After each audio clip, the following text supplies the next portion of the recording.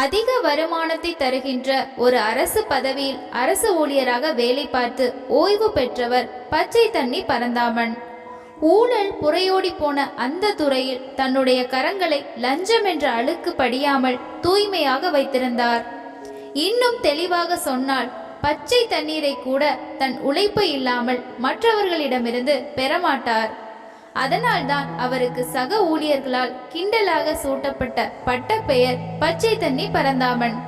ஒரு முறை நோய்வாய்ப்பட்டு படுக்கையில் படுத்தவர் தன்னுடைய உயிர் பிரிய போகிறது என்பதை அறிந்து தனது பிள்ளைகளை அழைத்தார். இறைவா, என் பிள்ளைகளை அனாதையாக விட்டுவிட்டு போகிறேன், நீதான் அவர்களை காக்க வேண்டும் என்று கடவுளை வேண்டியவர் தன் பிள்ளைகளிடம், நான் எப்படி வாழ்ந்தேன் என்று உங்களுக்கு தெரியும். நீங்களும் இக்கட்டான எந்த சூழ்நிலை வந்தாலும் நீதி தவறாமல் உங்களுடைய தேவைகளை சுருக்கி கொண்டு நேர்மையாய் வாழ்ந்து என் பெயரை காப்பாற்ற வேண்டும் என்று சொன்னார். 2 மகன்களும் அமைதியுடன் கேட்டுக்கொண்டிருக்க, கடைசி மகள் விமலா மட்டும் கோபத்தில் கத்தினாள். விமலா கல்லூரியில் 1ஆம் ஆண்டு படித்து வருகிறாள். விமலாவை அவள் விரும்பிய கல்லூரியில் கூட அவளை சேர்க்க வழியின்றி ஏதோ ஒரு அரசு கல்லூரியில்தான் பரந்தாமனால் சேர்க்க முடிந்தது. அதுதான் அவளின் முதல் கோபமாக இருந்தது. அப்பா, உங்க பேங்க் அக்கவுண்ட்ல ஒரு பைசா கூட இல்லாமல் நீங்கள் எங்களை விட்டு போவது எங்கள் துரதிர்ஷ்டம். உங்களின் வாழ்க்கையை என்னால் பின்பற்ற முடியாது. உங்களிடம் புத்திசாலித்தனம் இல்லாததால் நாங்கள் இன்னும் இப்படியே இருக்கிறோம்.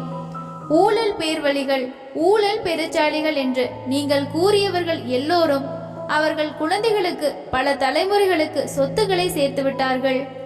ஆனால் நாம் இருக்கும் இந்த வீடு கூட வாடகை வீடுதான். உங்களை மாதிரி நேர்மையாக இருந்து நாங்கள் பட்டதெல்லாம் போதும். உங்களையும் உங்கள் தத்துவங்களையும் என்னால் பின்பற்ற முடியாது. நாங்கள் எங்கள் வாழ்க்கையை பார்த்து கொள்கிறோம் என்று கடுகடுத்தாள் விமலா. அவளை உற்று நோக்கியபடி பரிதாபமாக பார்த்த அந்த ஜீவனின் உயிர் அடுத்த சில நிமிடங்களில் பிரிந்தது. காலங்கள் உருண்டோடின. கல்லூரி படிப்பை எப்படியோ தட்டு தடுமாறி முடித்த விமலா ஒரு புகழ்பெற்ற கட்டுமான நிறுவனத்தில் காலியாக இருந்த வேலைக்கு விண்ணப்பம் செய்து நேர்முக தேர்வுக்கு சென்றாள்.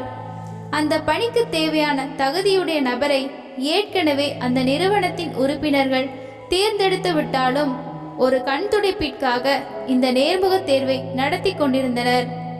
நிறுவனத்தின் உறுப்பினர்கள் மத்தியில் அந்த நிறுவனத்தின் முதலாளியும் அமர்ந்திருந்தார். விமலாவின் முறை வந்ததும் உள்ளே அழைக்கப்பட்டாள்.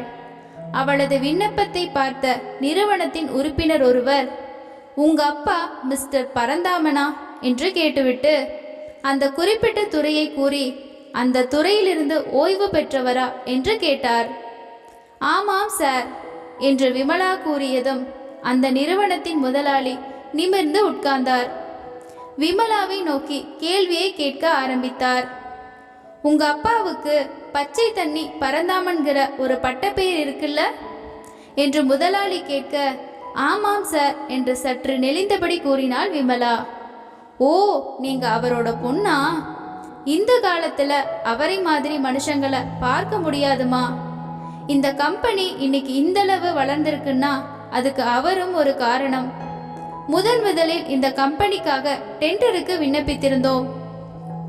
என்னை விட அதிகமான தொகையை ஏலத்துக்கு தர தயாராக இருந்தோம். நிறைய பேர் எவ்வளவோ லஞ்சம் தர்றதா சொன்னாலும் உங்க அப்பா அதுக்கெல்லாம் ஆசைப்படாம, அவங்க மிரட்டலுக்கெல்லாம் மசியாம அந்த ஒப்பந்த ஏலத்தை முறைப்படி எனக்கு ஒதுக்கினார். அன்னைக்கு மட்டும் அவர் அந்த ஒப்பந்த ஏலத்தை எனக்கு ஒதுக்கலைனா இன்னைக்கு நானும் இல்லை, இந்த கம்பெனியும் இல்லை. ஏன்னா என் சொத்தையெல்லாம் அடமானம் வச்சு கம்பெனி ஆரம்பிச்ச நேரம் அது. அந்த ஒரு ஒப்பந்தத்தின் மூலம்தான் எனக்கு நல்ல பேர் கிடைச்சு இந்த துறையில ஒரு பெரிய வரவேற்பு கிடைச்சது. ஆனால் அதுக்கு பிறகு உங்க அப்பா வேற ஊருக்கு மாற்றலாகி சென்று விட்டார்.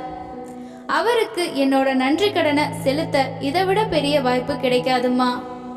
இந்த வேலைக்கு உங்களை நான் தேர்ந்தெடுக்கிறேன். நாளைக்கே நீங்கள் உங்கள் வேலையை தொடரலாம் என்று கூறியதும் விமலாவிற்கு மகிழ்ச்சி தாங்க முடியவில்லை. அந்நிறுவனத்தின் அலுவலக பிரிவின் தலைமை அதிகாரியாக விமலாவுக்கு வேலை கிடைத்தது. அலுவலகம் வந்து செல்ல ஒரு இருசக்கர வாகனம் நிறுவனத்தின் பெயரில் வாங்கி தந்தார்கள். இன்னும் இதை போல பல பல சலுகைகளும் கனவிலும் விமலா எதிர்பார்க்காத ஒரு வேலை. 2 ஆண்டுகள் சென்றன. விமலா பணியிடத்தில் நல்ல பெயர் எடுத்தாள். இதற்கிடையே அவர்கள் மும்பை கிளை அலுவலகத்தின் தலைமை பொறுப்பில் இருந்தவர் வேலையை ராஜினாமா செய்துவிட அங்கு தலைமை பொறுப்புக்கு தகுதியான ஆள் தேவைப்பட்டார். நிர்வாக தலைவர்கள் ஒன்று கூடி விவாதித்து விமலாவை மும்பை பிரிவுக்கு தலைமை பொறுப்பில் அமர வைப்பது என்று முடிவானது. மாதம் 5 லட்சம் ரூபாய் சம்பளம். கம்பெனி சார்பாக ஒரு கார், சொகுசு வீடு என அத்தனை வசதிகளும் அவளுக்கு கிடைத்தன. கடுமையாக உழைத்து மும்பை கிளையின் லாபத்தை பன்மடங்கு அதிகரிக்க செய்தாள் விமலா. விமலா சிறந்த தலைமை அதிகாரியாக உயர்ந்து விட்டாள். அப்போது அவளை உள்ளூர் பத்திரிகை ஒன்று நேர்காணல் செய்தது. உங்கள் வெற்றிக்கு காரணம் என்ன என்று கருதுகிறீர்கள் என்று அந்த நிருபர் கேட்டதும் விமலா மனமுடைந்து அழுதாள். இது எல்லாம் என் அப்பா எனக்கு போட்ட பிச்சை. அவர் மறைந்த பிறகுதான் நான் அதை உணர்ந்தேன். பொருளாதார ரீதியாக அவர் ஏழையாக மறைந்தாலும் ஒழுக்கத்திலும் நேர்மையிலும் அவர் கோடீஸ்வரராக மறைந்தார்.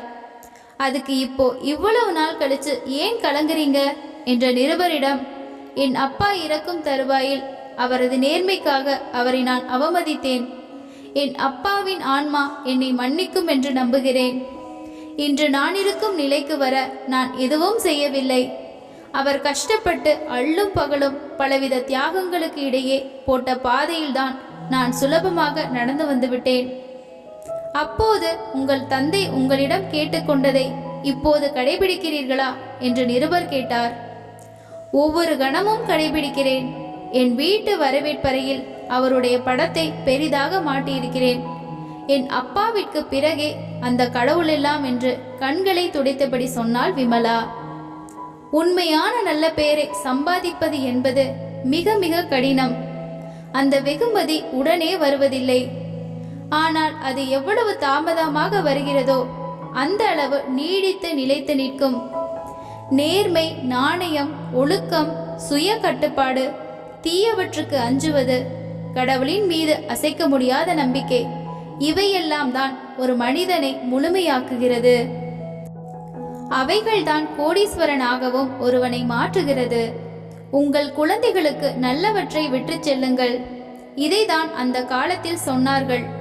பிள்ளைகளுக்கு பணம் சேர்ப்பதை விட புண்ணியத்தை சேர்க்க வேண்டுமென்று.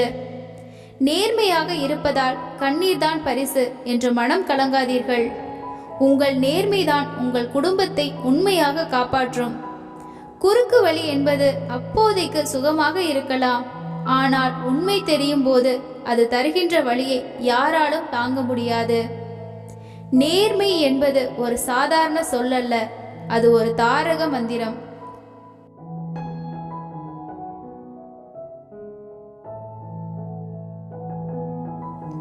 இந்த கதை உங்களுக்கு பிடித்திருந்தால் ஒரு லைக் தந்து வீடியோவை ஆதரிக்கவும். இந்த கதையை பற்றிய உங்களது கருத்துக்களை கமெண்ட் செக்ஷனில் பதிவிடவும். நன்றி.